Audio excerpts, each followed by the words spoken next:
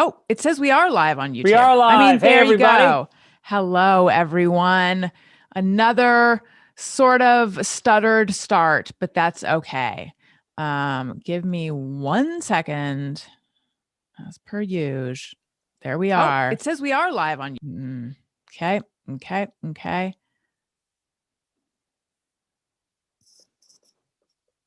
Just gotta pop this out. And then you won't even believe the show we have in store for you. Unbelievable. It's Greg is pumped. I got to get my one yawn out. I got to yawn once an hour. I just got it out. So we're good. You're going to make me. I'm the most susceptible to contagious yawns. Okay. I say let's just start. Let's just do it. Let's do that thing we do. Okay.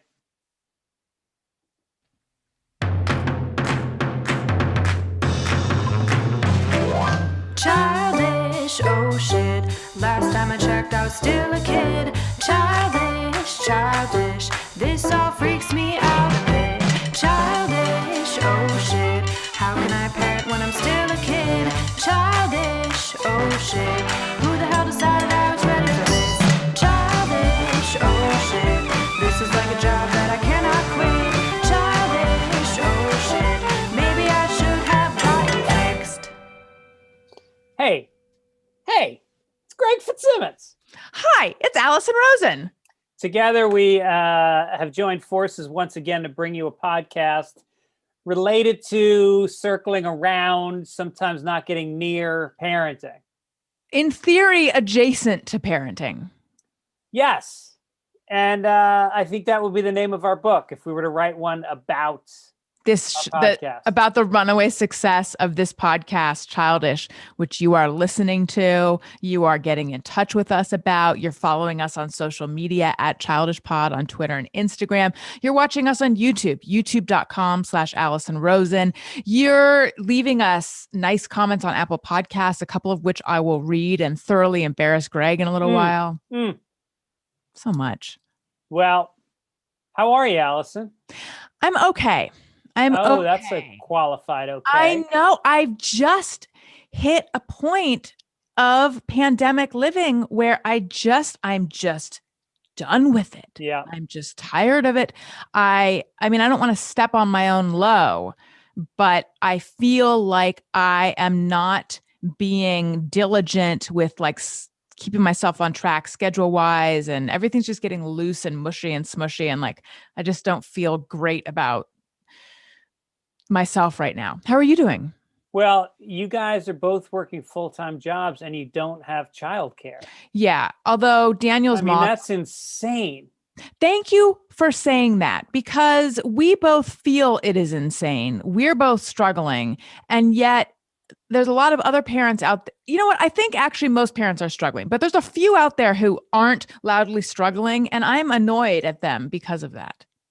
It's unfair. It's an unfair playing field. And if there's a female podcaster out there who is going up in the rankings as you're coming down, that's not really fair, because nobody wants to hear your kid in the background during your podcast. Thank you. Unless on this one. This is one where it might be okay. But wait, is there this female podcaster who is doing that with her childless? Garofalo. Janine Garofalo? Has she stepped into our arena? No. I know. But yeah, with their childless privilege, their your barren privilege. Yeah, right. Your abortion privilege. Your Plan B privilege. Just the kind of joke you want to make at the beginning of a parenting podcast. Well, welcome. That's the kind of podcast this is, folks. This isn't warm and fuzzy. Get your kids out of the room. We're going to talk about what it's really like. Yeah, no, but really, having two kids, your kids' ages, is really, really tough. And I feel for you, because I'm having existential ennui. I'm having, I feel untethered, but I'm not also overwhelmed with two very needy, I shouldn't say needy. Normally needy. Yeah. Average needy, I guess. Well, yeah. And then the thing is, we also feel guilty because Elliot will just be playing. That's my 4-year-old, just turned 4. he's very into playing games, and they're educational games on Daniel's iPad or on his Amazon Fire, Kindle Fire, whatever it is, little tablet. But then we feel sort of guilty, like, is this he shouldn't just be flopped on the couch on a device all day. Is it all day? It's not all day, but he doesn't really seem to want to go outside. It's interesting. I am someone who doesn't relish going outside either, but I didn't hope to pass that on. I don't know. I think once snow. Oh no, that's everywhere else in the country except for us. I have snow envy. Do you? A little bit, yeah. Especially when I saw Joe Rogan's dog playing in the snow this morning on his Instagram, and I was very jealous. My dogs would love that shit. Have you met Joe Rogan's dog? Yes. How is he? It's a he, mellow. Right? Yes, it's a he.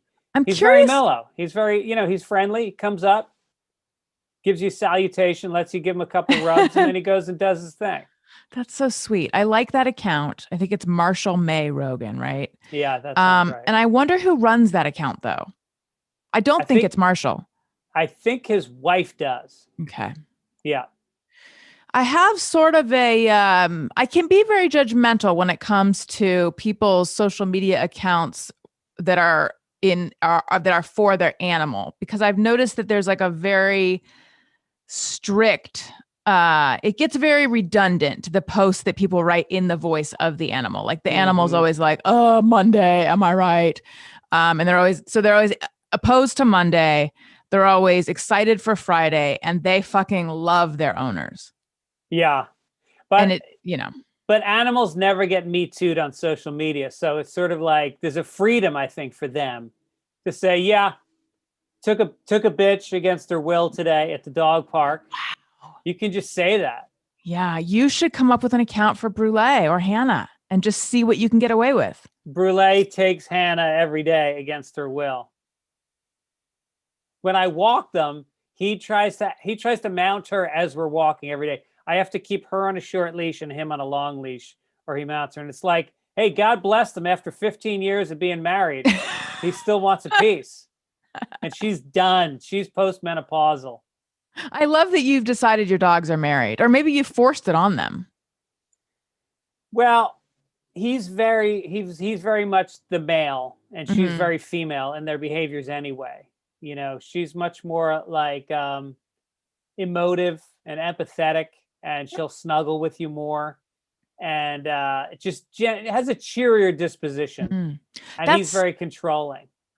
And you think, Greg, from all women, I say bravo that you've decided that that's what's typically female and typically male, because I always had male dogs and they were like sweet and mellow and easygoing. And then now we have Wendy, my first female dog, and she is kind of moody, she's like so sweet, but she doesn't ever roll over onto her back. She's not submissive. She's bossy. She kind of owns, I joke that she's Daniel's wife. And I've decided that seems classically female versus classically male. She is standoffish, certainly, when you come in the house. Yeah, not to us, but to new people she is. Yes, it's taken me years to get her to actually come up and let me pet her. And she did last time, though, right? Yep. Yeah. Right. She's very like, she decides. Yeah. She doesn't need to please anyone. Right. Which seems somehow female to me, even though I'm way more of a lap dog. Hannah, the girl, is so pliant, and she sleeps in JoJo's bed. She cuddles up under the covers with her every night. Aww. And so every night JoJo's in bed first, and then I take it's a long process, but long story short is I bring the dog into JoJo every night while she's already in bed. And every night I do something different to the dog. Like some nights she's got on like a COVID mask. Other nights she's got on a sleep mask. Other nights she's got on, I put a maxi pad over her vagina last night. Jesus. I put a neck pillow that you fly with on one night. Every night it's something different, and it's our running joke. And it's been going for about a month, and I'm starting to run out of shit to do to the dog. that's what I was going to say. Is this one of those things that you regret starting? Because now so far it hasn't been stressful yet, but I see that coming. That's going to be soon. So is JoJo asleep when you come in? No. With your prank dog? Oh, no. She's awake. Okay. She's awake and she's kind of awake. I come in and I put it to the side where she can't see her. And then I kind of present. You put it being the dog. And I think maybe music. Maybe tonight I'll put one of those little tiny speakers behind me, and then I'll play a dog song and I'll make her dance. I like that. You know what you could do? I don't know if JoJo is familiar with Phantom of the Opera, but you could. Now this is going to involve. I don't think she is. Okay, good, because I don't know how you're going to get a half mask for a dog. What if I played the music from Lion King and then I came out and I held the dog up? That would be really good. Yeah. Hang That's on tonight. Hold, please. Been doing a lot of talking. Did you do another podcast today? No, but I did one yesterday. Okay. Who'd kind you of do a long it with? one. Who did I have on? I had Wendy Molyneux, who is a writer for Bob's Burgers and co-creator of the new animated show, The Great North, and David Huntsberger. So that's my Thursday show, which is my group show. And they are semi-regulars on that show. And they're super funny. And it was super fun. And that was actually almost my high of this week, because I just in general am finding that the Zoom stuff, oftentimes it's good. It's better than I thought it would be, but it's not the same as hanging out with actual people, which I miss, even though I'm somewhat of a misanthrope, but I miss it. But with them yesterday, it just transcended Zoom and it really felt like hanging out with people. That's awesome. Yeah. Yeah. I've had a dream the last 2 nights. I've had a dream about hanging out in that back hallway at the Comedy Store. Oh yeah. Where you walk in and, Joey Diaz flicks you in the dick and then you double over and then Bobby Lee comes over and drops his pants in front of you. And then it's fun. It's a lot of fun, a lot of dick play. Yeah. And I miss the crowds. I miss coming off stage, and there's things to do. Have you done any more live shows since I last saw you? No, I'm off the road. I'm writing some stuff. I've been writing some comedy. Very anxious to get back on the road because I'm gonna put out that hour that I taped a year ago. I'm gonna put out as a special. I've been putting it out in bits and pieces on Instagram, but then next month I'm going to put it out as a full special on YouTube. I think for free. Look at that. Yeah. The Mark Norman. Mark Norman. Not that he Joe invented List, it. Sam Morrell. I think Sam Morrell might have done it first. Oh no, Andrew Schultz did it first. Well, I know Mark has like 5 million. I don't know the other. I know the other guys. I don't know how many views they got, but I just had Mark on my show, so I was looking. He has like over 5 million views. Yeah, it's a lot of money and a lot of popularity. Listen, Greg, I know that you don't love when I read reviews. It makes you blush, makes you feel embarrassed, but I like to read them anyway because I like to let people know we're reading the reviews you leave us. Look, I beg of you, if you enjoy this show, please make sure you're subscribed and then leave us a nice review on Apple Podcasts. Great show, says Fat Prom Date. I don't know if I appreciate that name. This wholesome podcast, this is the second time we've been called wholesome, is great for the whole family to enjoy. If you don't want to raise little serial killers, best you listen to the wisdom of Allison and old G-Dog. As a person that has yet to impregnate anyone, this isn't an issue for me, but I listen all the same. Definitely would recommend. That's what this is, a raving recommendation. And it's from Neil. And then also, and this is from Fubar in Detroit, Adult Friends Talking. And this one is perplexing, but positive. I don't understand what Fubar stands for, right? Fucked up beyond all repair? Recognition. I think it was a Vietnam phrase. I know. And then there's snafu, which is systems normal. Situation normal. Each of them I've gotten one wrong. I would have been booted out of Vietnam. All right, what does LOL stand for? Laugh out loud. Yeah. Do you know what ROFL stands for?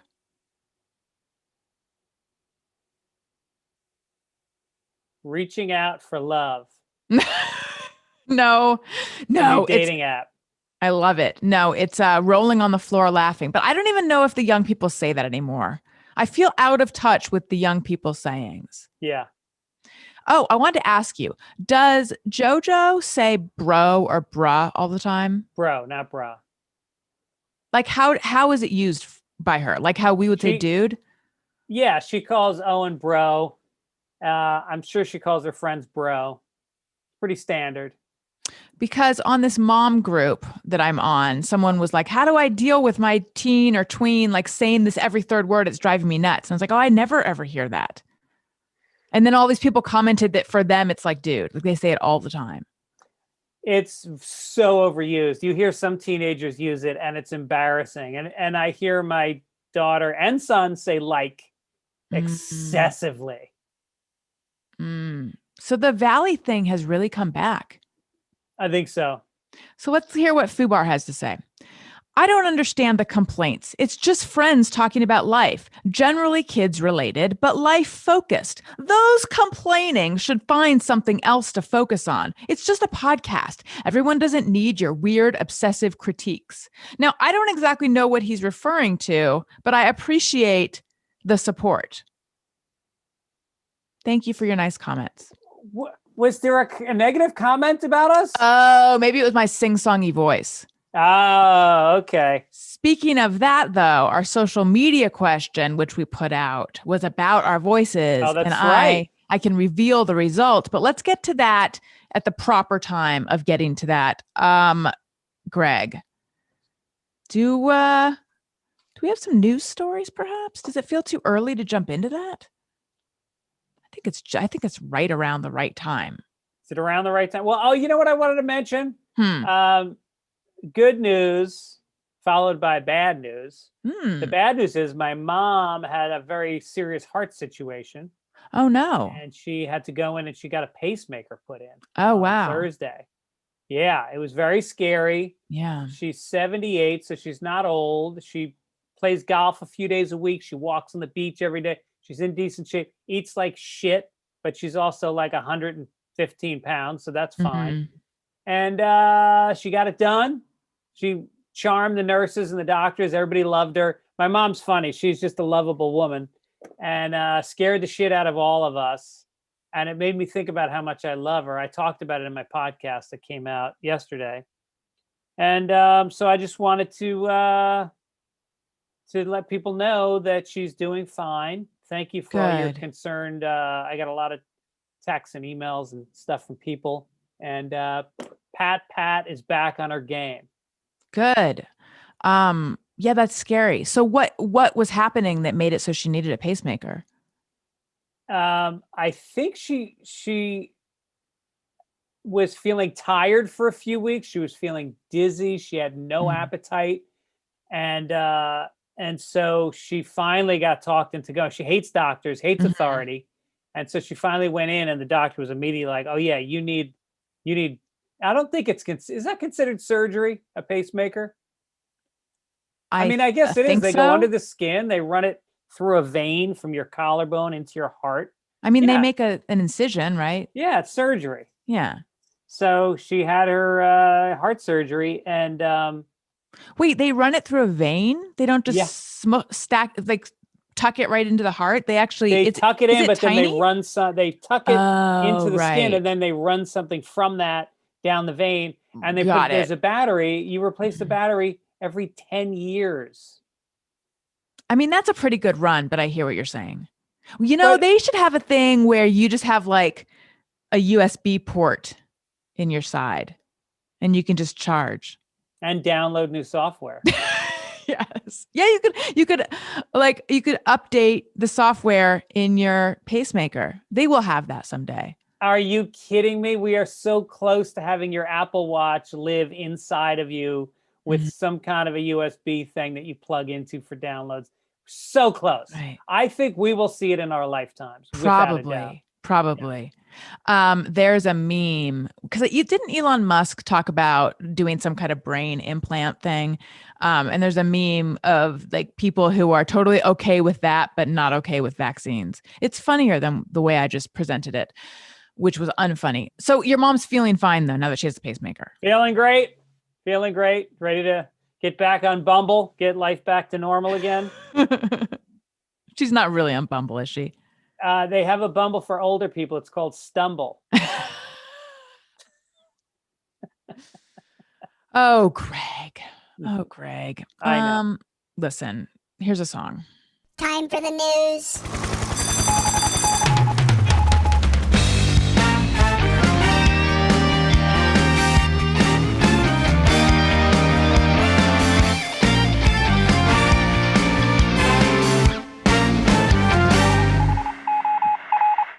All right. What do you have? Top story, front page of Childish News, which is available, by the way, at newsstands. Yeah. The woman who is credited with inventing gender reveal parties revealed that she regrets it. Good. She says, assigning focus on gender at birth leaves out so much of their potential and talents that have nothing to do with what's between their legs. She's concerned about all the negative stuff that there was a 7,300 acre fire in California caused by a pyrotechnic used in gender reveal party. Yeah, and someone got killed from some kind of explosion at a gender reveal. Yeah, and also feelings get hurt. Like there was this couple, it was a white couple, and they had a balloon that popped and confetti came out, and it was the confetti was black. So that was really something for him.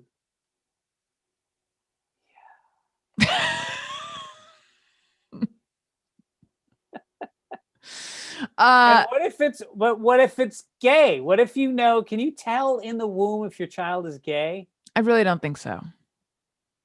Maybe if it's eating. Oh boy, here we go. If it's eating the placenta, the egg, but it's only eating the egg white, maybe then you would know. Or that means you're just giving birth to someone who's going to live in LA. That's true. The funny thing is, when you said she regrets inventing gender reveal parties, it didn't even occur to me because the human that's about to be born is so much more than just their gender. All I was thinking is, because they're super dangerous and obnoxious. Yeah, well, she never planned it. I think she did it, and then this woman wrote about it. No, I guess she wrote about it in her blog, but then it got picked up in a bunch of magazines and it got kind of blown up. And she said she cringed.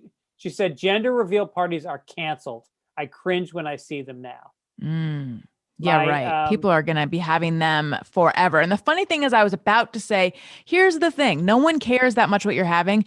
And yet, just last night, I was texting someone that I know is pregnant and being like, I'm just dying to know. Do you know what you're having? Daniel and I both have theories, blah, blah, blah. So I guess I do care, but I don't need it to explode out of a cannon. Just tell me. Like my gender reveal for Elliot was, I just told people we were having a boy. Yeah. Same with Owen. Just told them. Yeah. Did you tell Elliot that he was going to have a brother? He knew?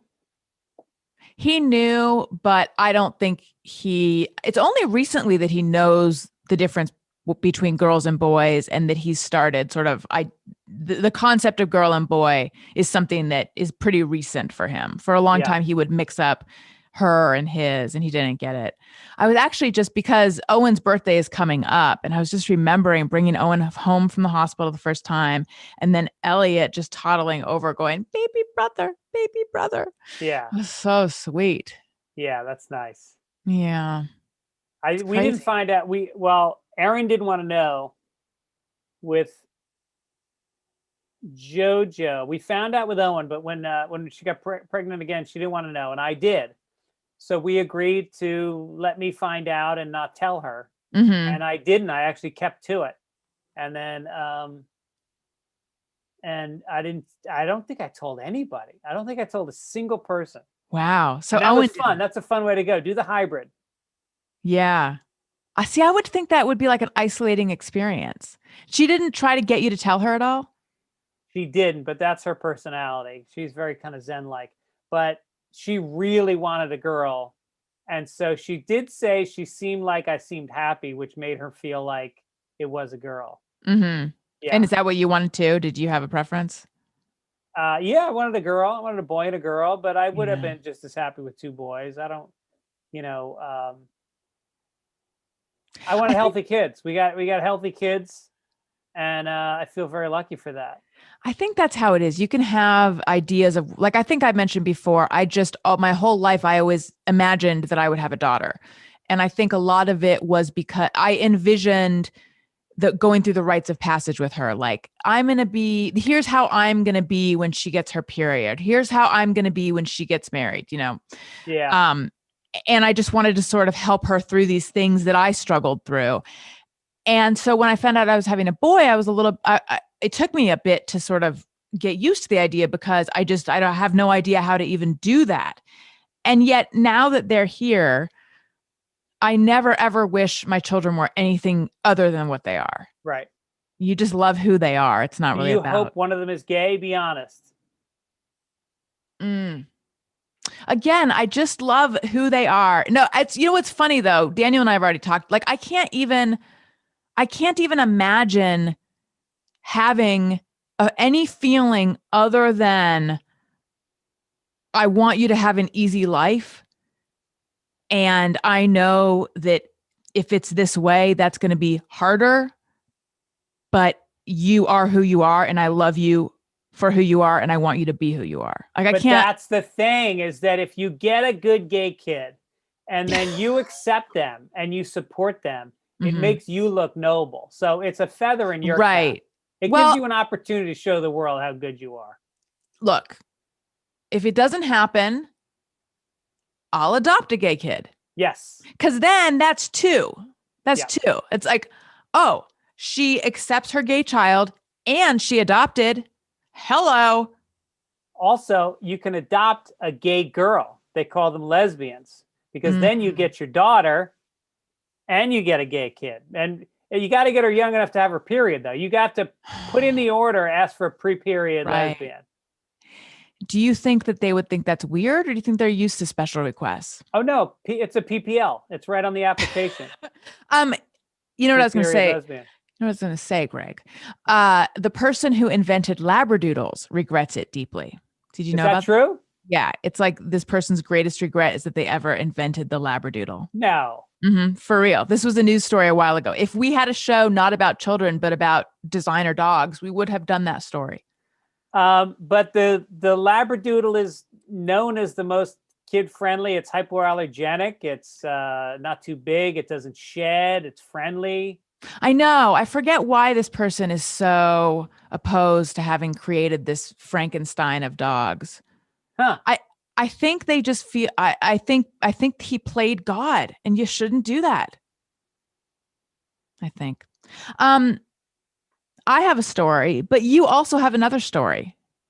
And my story piggybacks on your story. Okay. The CDC announced a long-awaited roadmap for opening the nation's schools. They're saying in-person learning can be done safely amid the pandemic. They urge states to vaccinate teachers, although not a requirement. Why is it not a requirement? Vaccinate the fucking teachers. You don't want to get vaccinated? Hit the pavement. Go be a tutor. Go be a fucking, it's time to step up, people. The guy what? Go ahead. No, what? I should say, I don't think it's the teachers themselves not wanting to get vaccinated. I don't know what it is. I think it's vaccine supply issues. And it's that if they say the teachers have to be vaccinated before the schools reopen, then it just pushes reopening too far down the road. That's what I imagine. Well, they just got to make it a huge priority, because kids need to get back into school, and they have to just go to the fucking schools with a van load of vaccinations and say, line up. I know. And do it. And let's cut the shit. Because they're even saying, I read an article that the kids don't even really need to be 6 feet apart. So a lot of people are saying 3 feet apart is plenty, as long as they're wearing their masks. So now, they do take them off to eat and stuff, though. I don't know. It's a friend of mine, actually aforementioned Wendy Molyneux, who was a guest on my show, the one I recorded yesterday, tweeted something like, am I understanding this wrong? because it seems to me like even if the teachers are vaccinated, the kids are still at risk of getting it and then bringing it home to their non-vaccinated parents, right? And those people's responses were like, yeah, no, you're getting it right. The idea of the teachers needing to be vaccinated is not to protect the children, it's to protect the teachers. Exactly. Right. So there still is then the risk of the kids getting it and bringing it home. But I guess the idea is the risk is small enough that them being in school, the benefit outweighs the risk. I don't know. The whole thing's a mess. This article says in-person learning has not been identified as a substantial driver of coronavirus spread in U.S. communities. And this is U.S. communities, and they also looked at European schools that were opened, and that transmission among students is now considered relatively rare. That's transmission. So interesting, because I do know, I mean, this is anecdotal, but like I know of people whose kids gave it to them and got it in school. Yeah. But I don't know, you know, it like when you're talking about numbers this big, who knows specifically what relatively rare means? Well, there's pressure also for political reasons, because Biden said during his first 100 days he was going to reopen the schools. So I think you're going to see, but you know what? The CDC, Fauci doesn't kowtow to politics. He's going to say it. He's going to say it the way he sees it, and he's the one saying it.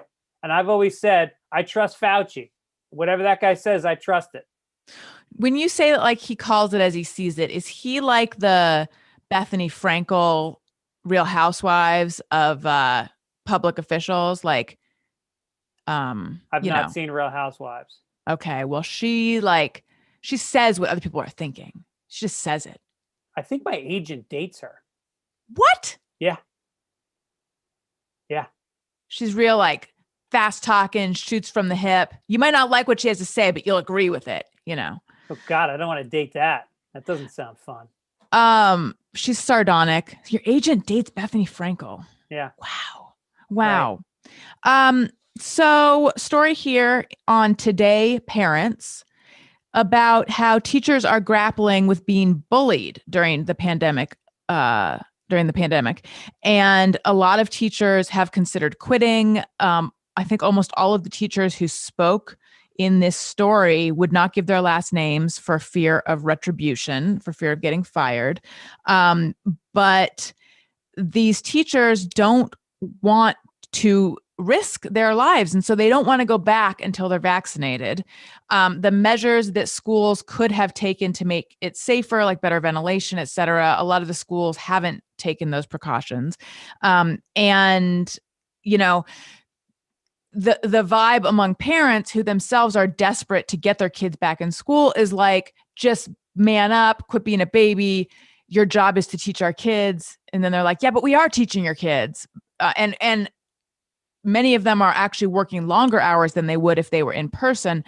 However, they say that now, obviously this is not all teachers, but the ones, you know, the sampling here, teachers are saying, look, we have valid concerns. Some parents, like, we don't know where these kids are going, how these parents are leading their lives. Some of them think that COVID is a hoax. So it is not safe for me to have to be there if I'm not vaccinated. No, that's the other side of it. I see that. I think they're right. I think that they have to put in those HEPA filters wherever possible.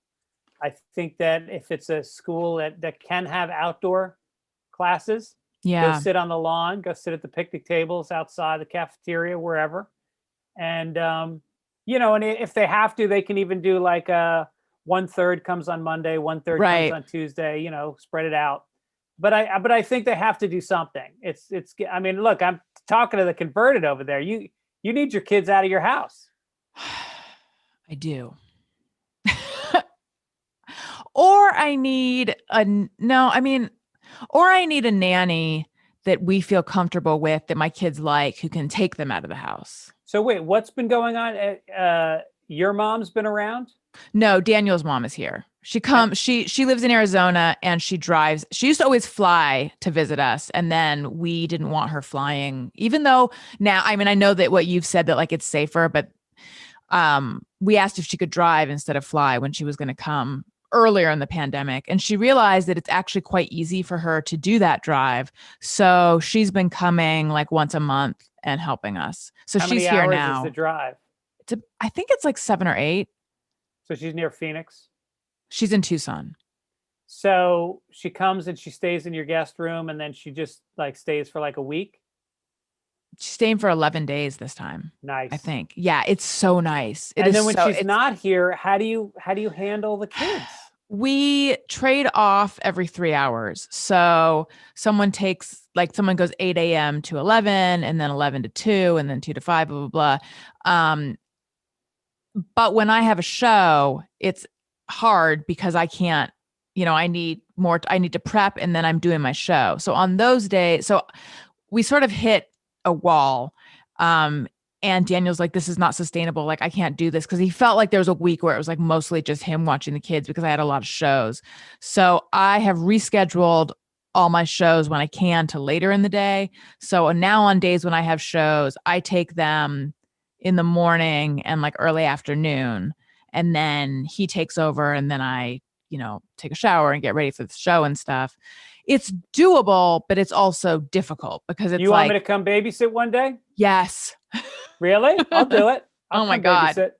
Not a whole day, but I'll come from like, say 10 to 2.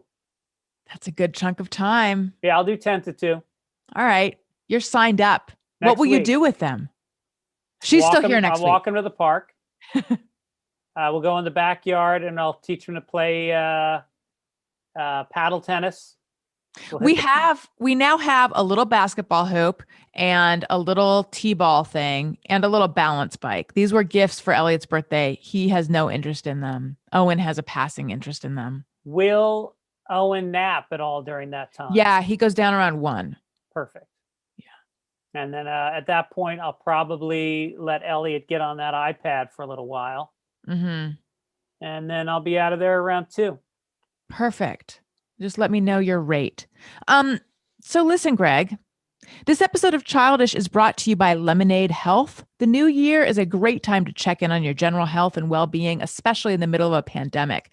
Lemonade Health is a virtual medical office providing you affordable health care without the need to use insurance and from the comfort and convenience of your own home. Lemonade's virtual medical team can treat anything from anxiety and depression to birth control, delivery, and more. Lemonade's providing Childish listeners with their first month of anxiety or depression treatment for a discounted price of $5. Normally, it's $95. Service is cancelable at any time. You can have as many check-ins as you need. Treatment is confidential, not tied to insurance or your local pharmacy. Take the first step towards feeling better. Visit lemonadehealth.com/childish. Lemonade Health. So that's LEMONAID health.com/childish to get your first month of anxiety or depression treatment for only $5. That calms me down right there. Same. Same? Did you same. say sane? I said same. Oh. Safe and same. Just kidding. SAME. But I feel like you have something to tell us. I would if you had sent it to me. Oh, no. Now, Greg, you are on the emails that come from the people, from the ad people who send it to us. I know, but there's systems in place. I'm sorry. Well, I know, but before the show, when I said to you, oh, hey, could you do this one? And you said, I can. We just both forgot the part where then I sent it to you. Yes. We both forgot the part where you sent it to me. Yeah. It's definitely both of our faults. It's definitely, Greg, I dropped the ball. And for that, I am so sorry. Let me just forward this to you right now. Okay. Here we go.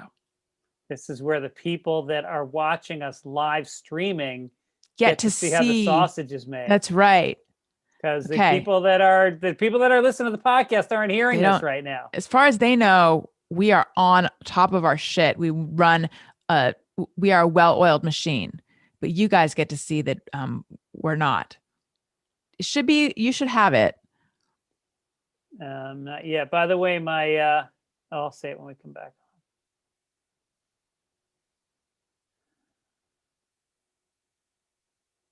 Nope.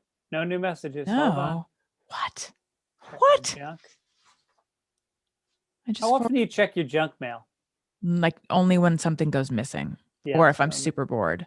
But then I'm always shocked when something comes in. There it is. I see it now. Wonderful. There's 2, Lemonade and Policy Genius. I'm Policy Genius. That's right, Greg. And Please do not read verbatim. Okay. I think that part you're not supposed to read verbatim.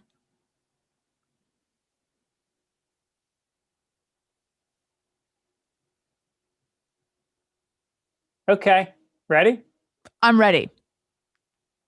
Allison, the other thing I want to talk to you about, I'm assuming do you have life insurance? I actually don't, and it's kind of insane.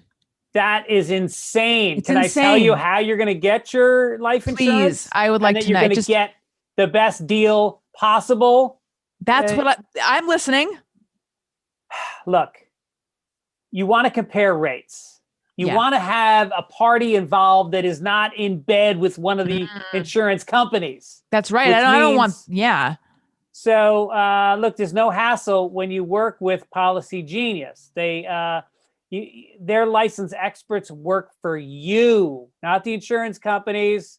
So you go to policygenius.com, and then it's you personalize it. They want to know how much do you need. You figure out, like for us, I figured out how much my wife would need if I were to die, because we got $1 million policy, which sounds like a lot of money, but you have to understand she's accustomed to a certain way of living. Right. And with that failure and disappointment, there should be a payoff for her someday. So Policy Genius compares policies starting as little as $1 a day. I mean, it's literally what it's worth to have the peace of mind of knowing that if you were to pass, or your husband, we insured both of us. They handle all the paperwork. If something goes wrong, they deal with it. You don't deal with it. They've got a 5-star rating across 1,600 reviews on Trustpilot and Google. If you're worried that March is just around the corner and you've barely gotten anything done, take a deep breath. Policy Genius will help you make the most of this short month in minutes. You could save 50% or more by comparing quotes and feel good knowing that your loved ones would be taken care of if anything were to happen to you. Go to policygenius.com to get started. Policy Genius. When it comes to insurance, it's nice to get it right. How about that? I agree with that. I can't believe you don't have it. I can't believe you don't have life insurance. I think of myself as a young pup. I'm just starting out in life. I mean, I'm actually joking. I'm joking. However, I do think that is a thing among my generation, which is we are doing things delayed. I mean, we only bought our first house a couple of years ago. I know, but you have to have I know. I mean, look, what would happen to your income? You guys have 2 incomes. You could go down to 1 income, not to mention the surviving parent would be under duress. They wouldn't be able to work as much. You got to take out a $1 million policy, and you got to take out a $1 million policy. And it'll cost you $1 or $2 a day. It's the best money you'll ever spend. Mine's going to run out. I told you. Mine's going to run out because I got term, which means you get it for a certain term, a period of time. Mm-hmm. And so when we took it out 20 years ago, I guess we took it out to last until our kids would be out of college. So I think ours runs out in like 5 or 6 years. Listen, Daniel and I, we have a lot of stuff to get to because we've got to reveal how people feel about our voices. But just real fast, I want to tell you, since you're my financial guru, and this is a financial podcast, Daniel and I have figured out our get rich quick scheme. Oh, real estate. We're going to become real estate tycoons. Now, I don't know. Yeah, that's Daniel said he was thinking about it, and he feels like that's the only option left for us. So now we don't know if that means purchasing a rental property. He mentioned flipping something, and I was like, well, the thing is, I don't think we have the cash or the constitution to do that. We couldn't even get our own place renovated. So I don't know how. You don't. That sounds like a true nightmare. No. Yeah. That's a full-time job, flipping. So, Greg, should we buy a place and then rent it out? And obviously we'd have to buy like a cheap place in a place where stuff is cheap and then have that passive income coming in. I don't even know if this is an option for us. Or do we buy a place? No, I guess that's the only option if we're not going to flip. No, look, interest rates they're never going to be lower than they are right now. Right. And you're going to go out and you're going to buy something that will appreciate in value because inflation is going to kick in. So you want to own real estate when inflation kicks in. Okay. It also means the rents are going to go up. So as you're going to buy a duplex. All right. You're going to rent out the 2 units, and you're going to go to a neighborhood like over on like La Cienega and Pico, that area. That's booming right now. That's the next hot spot. What is that area called? The Pico district, I think. Okay. Pico district. I could be wrong. I'll look it up. But you go over there and they're building like some shopping malls. There's stuff going up, and then you're going to just not worry about it. As long as you can make 10% in rent over what your nut is, like say your mortgage payment, your insurance on the place, your taxes, and your management fee, if you're going to hire a property manager, whatever number that comes in at, the rent should cover that plus another 10%. Got it. And if you can do that, then you're covered. If you got to put a roof on, a new boiler, whatever, then you're covered. And then over time, in 30 years, that thing's going to be paid off and you're never going to sell it. It's going to be passive income for the rest of your life. The government wants you to own property. There's all kinds of tax breaks. Again, you're going to lock in now on a 30-year fixed, and you're going to look back and go like, we fucking scored at the historical low time in history. Now, can we do this when we already have a mortgage on the house we live in? We can, You're right? You're going to use that mortgage against the other mortgage. I don't even understand what that means, but I'm in. It means that you have equity in your house right now. The difference between what you owe and the market value of the house is called the equity.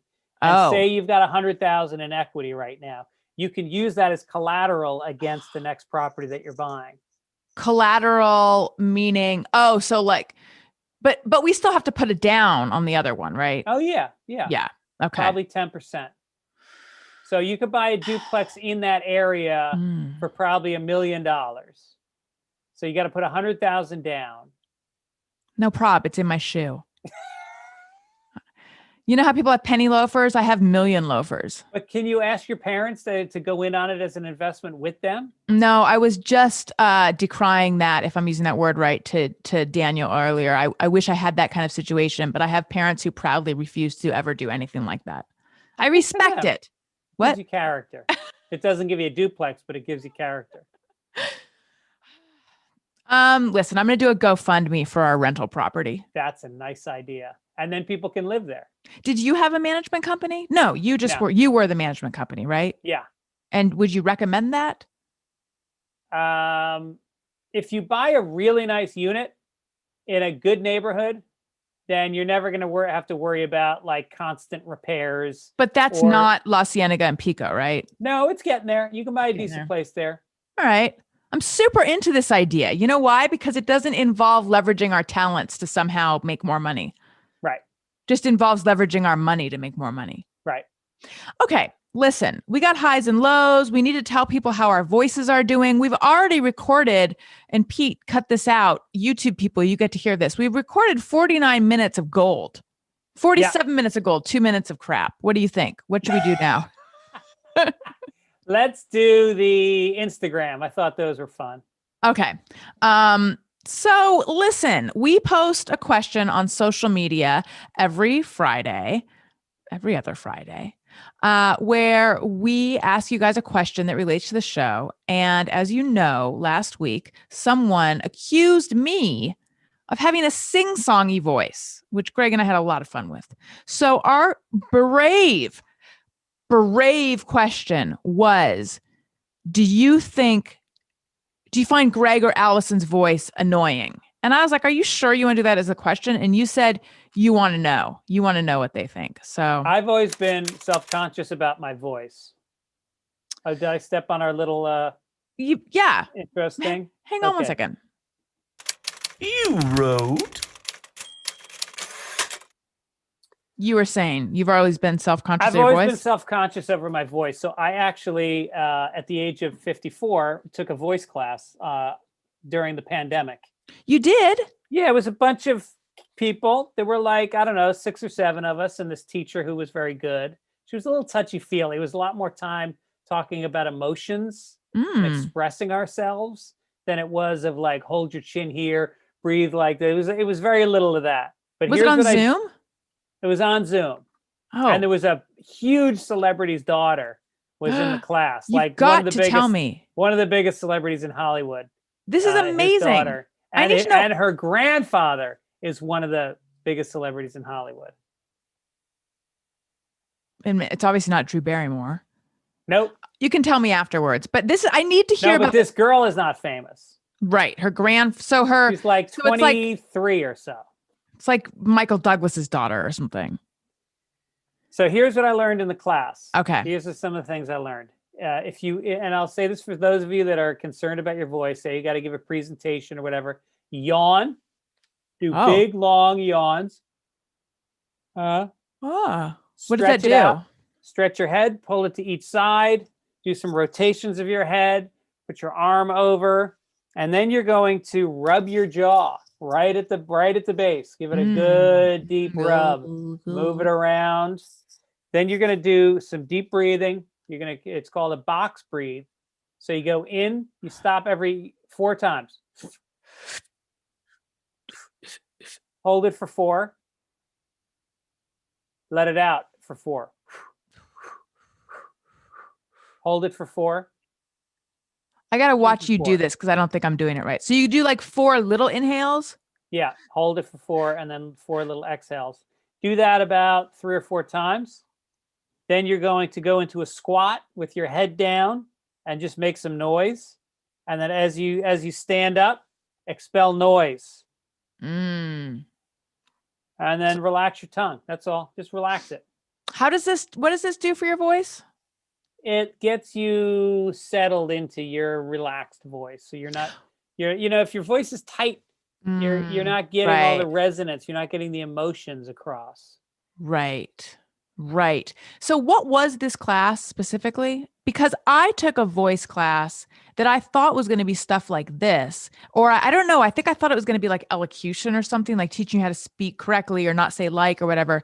But it was about voiceover, and it was really just all about audition techniques for voiceover. Like there was nothing about the actual use of voice as instrument. It's very hard to find voice as an instrument. You almost have to take a singing class. Yeah. Yeah. So what was this class? Like, what was the title? Do you remember? No, her name is Adele Cabot. If anybody's ever looking for her, Adele Cabot. Yeah, she's good. I'd recommend it. We forgot to do our highs and lows. I know. We're gonna do Instagram, then we're gonna do highs and lows. It's gonna be a long one today, Allison. I'm tucked in. I'm ready. Tucked in. But here's what I learned though about auditioning for voiceover. Give me a line that would be like the beginning of an ad, and then I'll show you how with my technique, the business of voice acting. In a land long, long ago. Allison Rosen, name of agency. Sometimes I think about the past. In a land long, long ago, you do your own twist on it. Oh, I see. I was just telling my mom that I wonder what came before us in a land long, long ago. You know why? Because it wakes them up and tells them like, oh, what's she going to say? Because they've heard in a land long, long ago. Right. No, that's the thing about acting is that people think the scene starts when the words start. No, you start it just a little bit before. A lot before. I do it the night before. I start the scene before I go to bed. Yeah. And I dream about it. Like, no, I'm not talking about the future. I'm talking about in a land long, long ago. Okay. So listen, I'm going to read some of these responses to how people feel about our voice. Okay. Hell nah, mellifluous AF. A lot of people say no, not at all. Our voice doesn't bother them at all. That'd be a good rapper name, Mellifluous AF. I've had voices annoy me a little bit before, but you guys ain't doing it. I've always found Allison to have a very melodious and enjoyable voice. Sorry, Greg. She says the word and as and sounds like a bandsaw. Okay, so look, not everyone loves our voices. Nope, wouldn't listen if I did. Who could ever be annoyed by those sexy voices? Not at all annoying, actually comforting, like friends. Then tons of no, no, no. Allison is cheerful and Gregory is comfortable. Allison says Ben, Ben, like the name Ben, and doesn't pronounce the L in also. Yes, I do, because I've received that note from you fuckheads so frequently that now I really hit the L. Also, I say it. But how do you say Ben? Bin. Bin? Bin. I've been? Yeah. I do say it like the name Ben because I thought that was correct. Bin? Some people say bean. Yeah, they're English people. Bin. I say farhead. Yeah, someone commented on they don't like how you say golf. I say golf. I say farhead, and I say there's another one that I say wrong. Milk. Yeah, milk. Golf, and farhead. How about pillow? Pillow. Okay, some people say pillow. Not the voice, but Allison drags stories out too much. I have to fast forward on her stories. Thank you.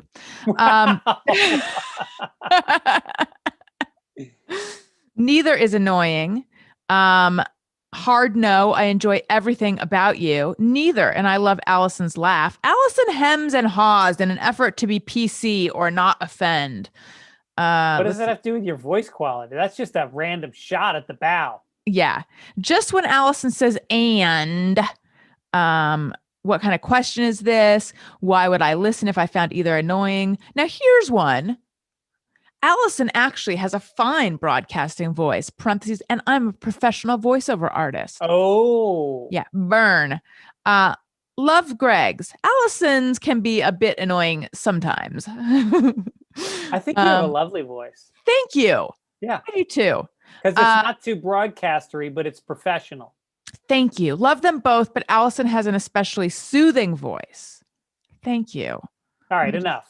Yeah, so you get it. We got nice feedback, and thank you, guys. We feel much better about moving forward with this show now. That's right. Let's find out how our week has been. Highs and lows. Well, my high is that me and JoJo have been having a lot of fun sending TikToks back and forth. I've always sent her some, but she started sending them to me now, which was like a big step for her. She never sent them to me. It was very one-sided. And I think I think what she was trying to say is, Dad, stay out of my social media. I don't want to mix those two worlds. But I would send her one or two baby ones a day, like anywhere from a newborn to say a 2-year-old, because she works in a nursery school, preschool. I don't know what you call it. A daycare? So now she sent like a daycare. I don't know what the difference is between any of them.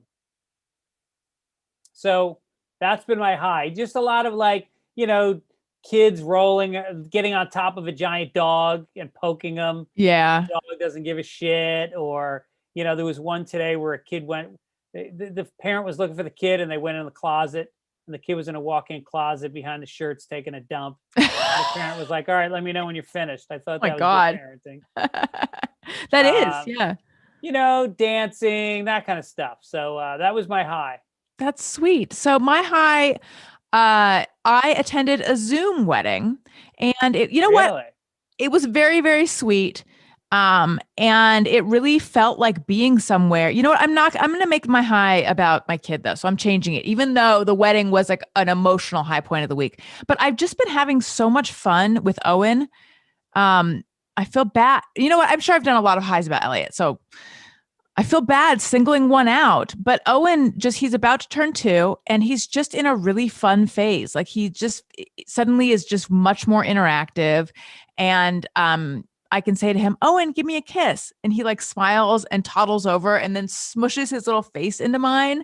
And it fills my heart. It is so cute. It is so weird how overwhelmed with I am when he does this. But then and then he'll run away and then I'll go, give me a kiss. And he's like, and then he runs over and again, smushes his little face. It's just so fucking cute.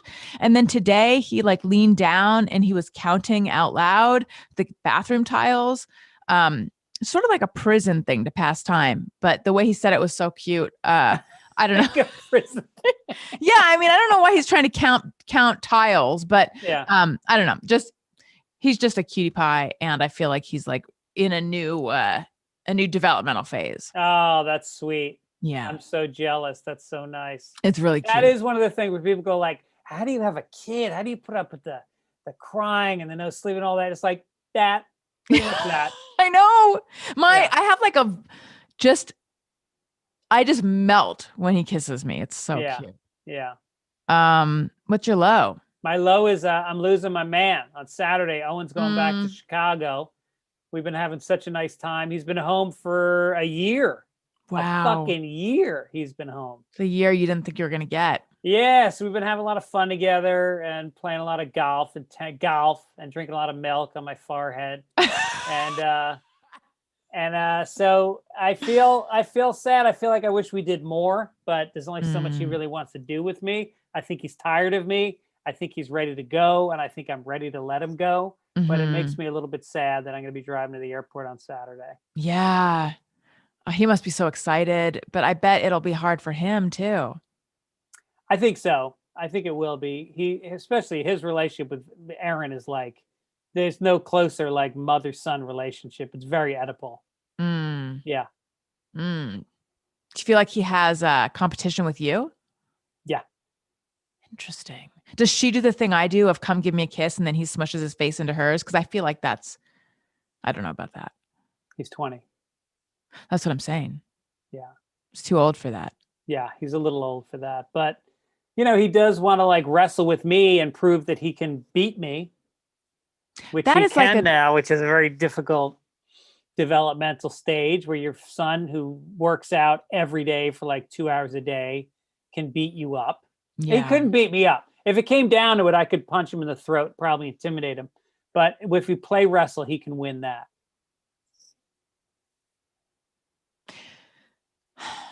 Yeah, I don't think you should punch him in the throat and intimidate him. If I had to, if he, your life, if he threatened my life, or say he takes the last Pop-Tart, throat punch. That's a metaphorical threatening of your life. Yeah. My low is Daniel. It's not a huge low, but I think I alluded to it at the very beginning. Daniel and I are in this, have gotten in the habit of eating dinner really late and then going to bed really late. And it kills the next day. It makes me feel like a loser. I can't sleep. I don't sleep well. Like if for some reason around 2 a.m., I just get another wind. Like if I don't go to bed before then I am like wide awake. Right.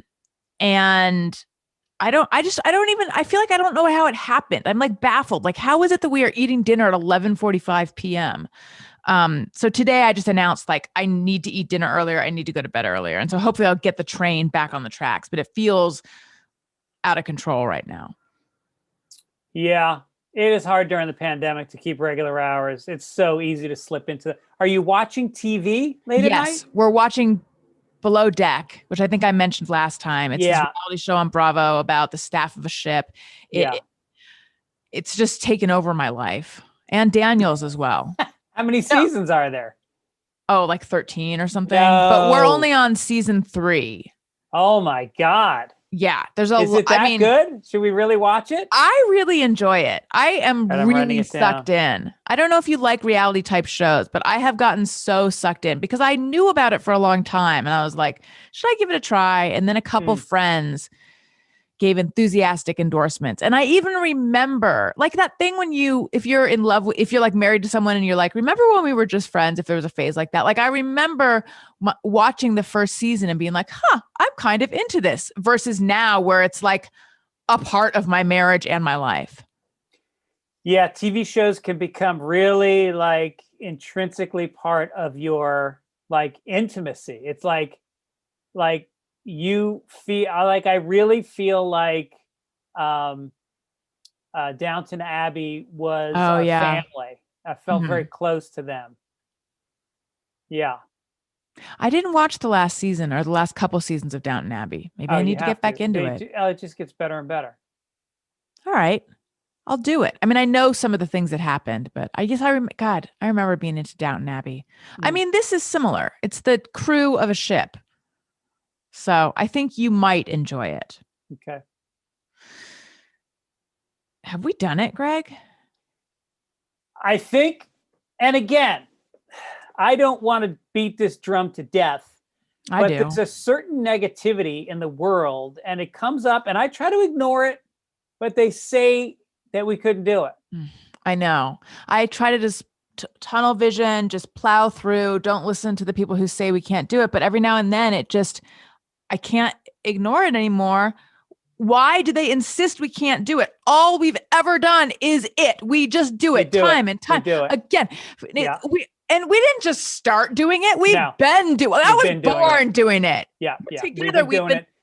We do it sitting down. We do it standing up. We do it live. It's being done live. We stream it. We've done it in person at places. Yeah. And you know what?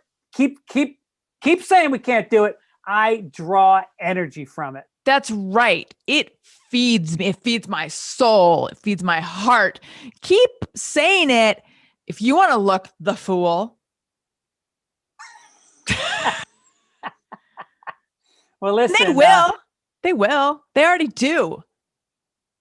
Here's what else I continue to do. I continue to do Fitzdog Radio on Tuesdays. The Sunday Papers comes out every Sunday with Mike Gibbons. Every Sunday.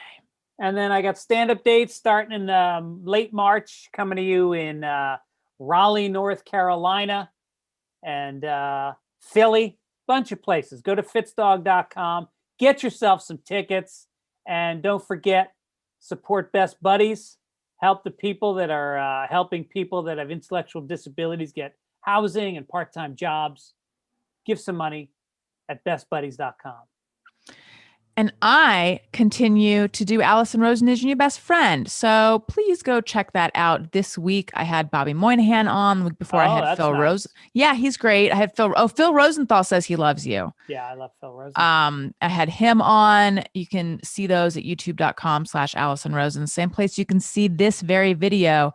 And of course, you can also get it wherever you listen to podcasts. Also, I'm on Patreon, patreon.com/Allison Rosen. And Greg and I are both on Cameo, cameo.com/Allison Rosen. Oh, shit, I got one due today.